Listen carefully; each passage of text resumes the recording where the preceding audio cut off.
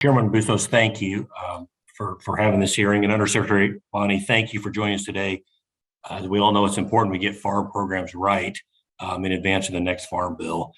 During your confirmation hearing last summer, several senators asked you about the Conservation Reserve Program, the CRP program.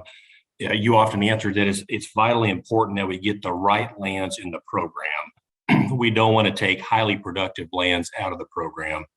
Or we don't want to put highly productive lands into the program.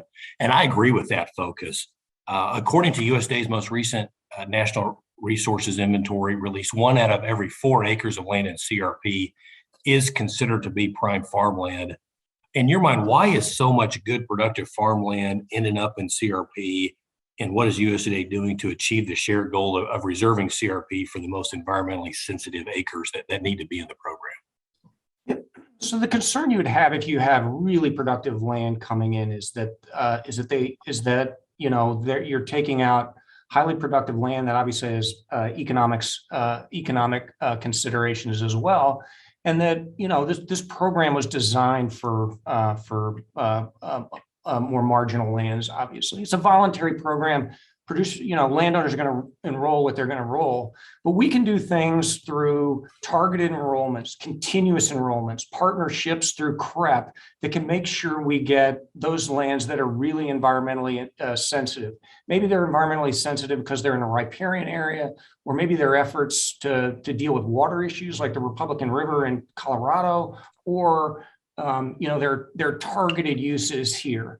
And I think that's really important. There, of course, are lands that may be, drought sensitive or otherwise that will come in through the general sign up.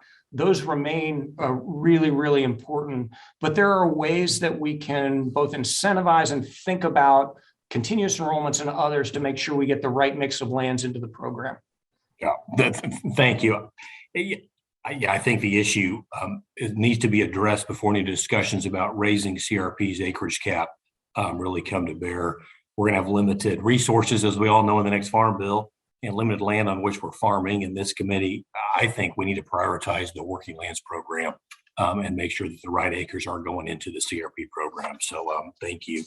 Second question, as farmers are gearing up for the 2022 growing season, many are having difficulty getting fertilizer. We know, many times fertilizer costs 3 or 4 times or more than it did last year.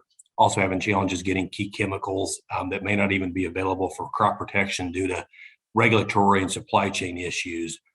If these challenges ultimately result in lower yields, in your mind, what risk is there to the crop insurance industry, and in particular to the private sector delivery system that's currently in place as these claims come forward? I mean, I guess it's hard for me to estimate what the risk is. There obviously is one there, and we're sensitive to the fact that folks are looking at higher input costs. As I noted before, the set of tools we have is relatively limited. We are thinking about, are there ways that we could help on the supply chain side?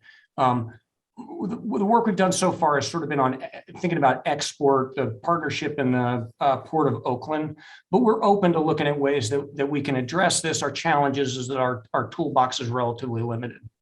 Yeah, great. One more quick question. I know I just have a little over a minute, but my family farms in Gove County, which is northwestern Kansas, and the FSA office, the workers there constantly are talking to my dad, and I hear this repeatedly from other offices, just the antiquated computer systems, the inefficiencies, the amount of time it takes to log in and log off.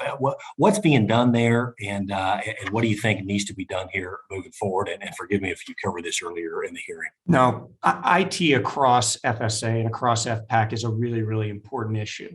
And we've just adopted an updated strategic plan, but frankly, there's more to do there. And it involves both the public-facing side. I mentioned farm loans earlier, but making enrollment easier, updating that to make sure we've got better tools than we do now.